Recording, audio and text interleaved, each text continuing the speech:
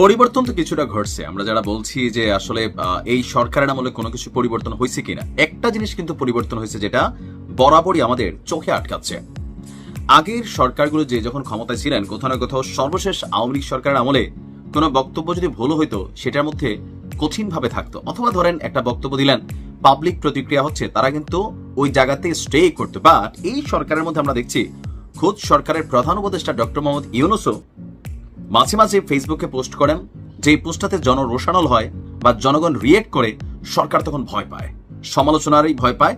আর ওই সময় সরকার একটা অবস্থান নেয় যে পোস্ট ডিলিট করে।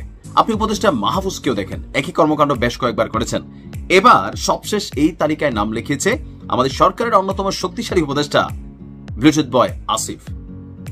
এখন আসিফ যে কাজটা করছে সেই কাজটা কতটুকু যৌক্তিক? টোটালি অযৌক্তিক। কারণ আপনি যখন সরকারে বসছেন, আপনি কোনো দলকে রিপ্রেজেন্ট করতে পারেন না। আপনি যতই বলেন যে ভাই আমার অমুকের সাথে সম্পর্ক নাই, তমুকের সাথে সম্পর্ক নাই, আপনার কর্মকাণ্ডে কিন্তু সেটা প্রকাশিত হয়ে যাচ্ছে। আর যখন প্রকাশিত হচ্ছে, ভালো দিক হচ্ছে সমালোচনার ভয়ে পোস্টটা ডিলিট করা হচ্ছে।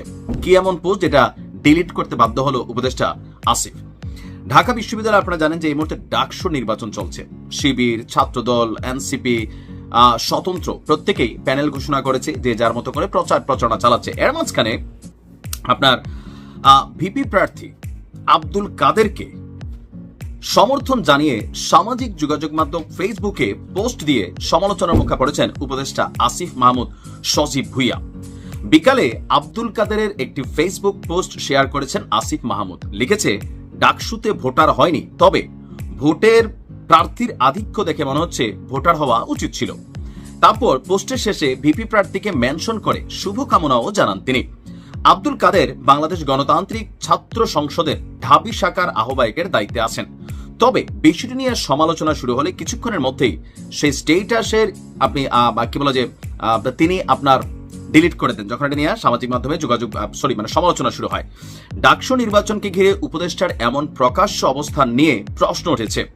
আপনার এখানে যারা আছেন অনেকেই বলছেন যে সরকারের গুরুত্বপূর্ণ একজন উপদেষ্টা ডাকসুর কোন নির্দিষ্ট প্রার্থীর জন্য শুভকামনা জানাতে পারেন কি? এতে তো আশঙ্কা তৈরি হয় যে সরকার হয়তো এই নির্বাচনে হস্তক্ষেপ করবে। এটাই কি তার নমুনা নয়?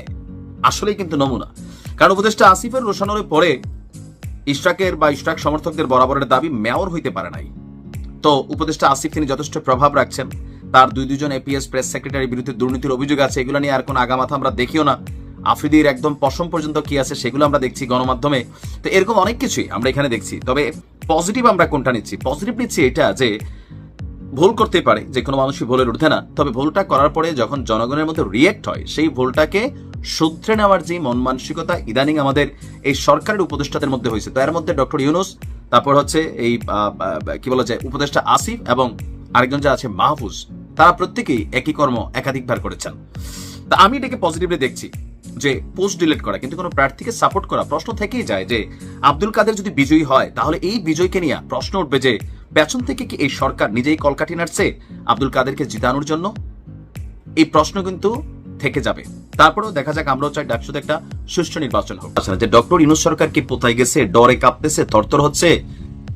যদি তাই না হয়, তাহলে আমাদের সক্ষমতার জায়গাটা কোনটা? আমাদের যে বাহিনীগুলো আছেন তারা আসলে কোনভাবে ডিল করতেছেন? বিশেষ করে আমি মনে করি বিজিবি এবং নৌবাহিনী। আমরা এই সরকারের প্রেক্ষাপট পরিবর্তনের পর ভারত বাংলাদেশ সীমান্তে আমাদের বিজিবি ভাইদেরকে বিরল দৃশ্যে দেখেছি, যেখানে বিএসএফ বিজিবির পা ধরে আছে। তবে মিয়ানমার সীমান্তে দৃশ্যপটটা ভিন্ন। আপনি আশ্চর্য হবেন যে মাত্র গত 3 দিনে, গত এক সপ্তাহে 4টা ট্রলার সহ 51 জন বাংলাদেশিকে ধরে নিয়ে গেছে আরাকান আর্মি। এটা কিন্তু একটা হিউজ চ্যালেঞ্জিং। আমি 3 দিন আগে একটা ভিডিও দিয়েছিলাম, এরপর থেকে টানা কিন্তু এই ঘটনাগুলো ঘটছে। আসলে আমাদের সরকার এই মুহূর্তে, যে ইন্টারিম সরকার আছে, তাদেরকে কি মিয়ানমার পাত্তা দিচ্ছে না বা আরাকানরা পাত্তা দিচ্ছে না? যদি দিয়াই থাকে, এই যে ঘটনাগুলো ঘটছে, এটার বিপরীতে আমরা আমাদের নিরাপত্তা সমুদ্রপথে কি দিচ্ছি? আমাদের দেশের মানুষের সক্ষমতা বা নিরাপত্তার ক্ষেত্রে আমরা কি কাজ করছি? আমাদের দুর্বল জায়গাটা কোনটা? যে আমরা কি মিয়ানমারের কাছে ম্যামে করব? এই কথাটা কেন বললাম দেখেন, মিয়ানমারের সশস্ত্র বিদ্রোহী গোষ্ঠী আরাকান আর্মির সদস্যরা কক্সবাজারের টেকনাফের নাফ নদ থেকে 2টি মাছ ধরার ট্রলার সহ বাংলাদেশি 11 জন জেলেকে ধরে নিয়ে গেছে গতকালকে। টোটাল এক সপ্তাহে 4টি ট্রলার সহ 51 জন বাংলাদেশিকে ধরে নিয়ে যাওয়ার ঘটনা ঘটেছে। শাহপরীর দ্বীপ জেটি ঘাটে বোট মালিক সমিতি যেটা আছে সেখানে সাধারণ সম্পাদক বলছেন, স্থানীয় জেলেদের মাধ্যমে আমরা শুনছি যে সাগর থেকে মাছ ধরে নৌঘাটে ফেরার পথে আরাকান আর্মি যারা সদস্য আছে তারা এখানে সন্ত্রাসী কর্মকাণ্ড চালাচ্ছে। স্পিড বোটে এসে অস্ত্রের মুখে ট্রলারগুলোকে এবং জেলেদেরকে আটক করে ক্যাম্পে নিয়ে যায়। আর টেকনাফের যিনি উপজেলা নির্বাহী কর্মকর্তা আছেন তিনি বলছেন যে জেলেদের মাছ ধরার সময় সতর্ক থাকতে হবে যেন মিয়ানমার সীমান্তে অনুপ্রবেশ না করে। আমরা বুঝতে পারলাম যে অনেক সময় হয়তো মাছ ধরতে ধরতে টেকনাফ থেকে আমরা মিয়ানমার সীমান্তে ঢুকে যাচ্ছি, এটা আমাদেরও সচেতন থাকা উচিত, কারণ এই ঘটনাগুলো যেহেতু ঘটছে। তবে এর পাশাপাশি আমাদের জেলেদেরকে সতর্ক করা, অথবা সমুদ্রে যে সীমান্ত রেখা অনেকে হয়তো বোঝে অনেকে বোঝে না, কারণ পানির মধ্যে বিশাল সাগর, এখানে হয়তোবা 2 হাত বা 10 হাত ভিতরে ঢুকে যাচ্ছে, এরপরে কিন্তু স্পিডবোটে এসে এরা ঘটনা ঘটাচ্ছে।